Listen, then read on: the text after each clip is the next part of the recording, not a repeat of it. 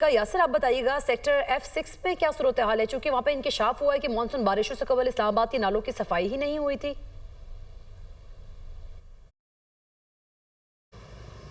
वफाकी दारुल हुकूमत इस्लामाबाद में मारगला की पहाड़ियों से 20 आबशारें और नाले बरसाती नाले जो हैं वो बहते हैं और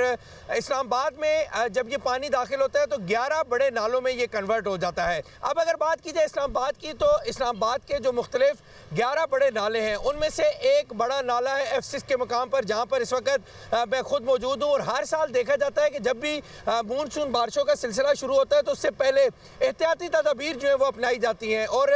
वफाकी तरक्याती इदारे की जानिब से इन नालों के अंदर सफाई के इंतजाम जो है वो मुकम्मल किए जाते हैं। लेकिन इस साल देखने में आ रहा है कि किसी किस्म की जो सफाई है वो नालों में नहीं की गई। इन्वायरमेंट के अमले ने जो यहाँ पर दरख्त लगे हुए थे वो नहीं काटे, जिसकी वजह से अब नालों में पानी जो है वो जमा हो जाता है और इससे पानी के जमा होने की वजह से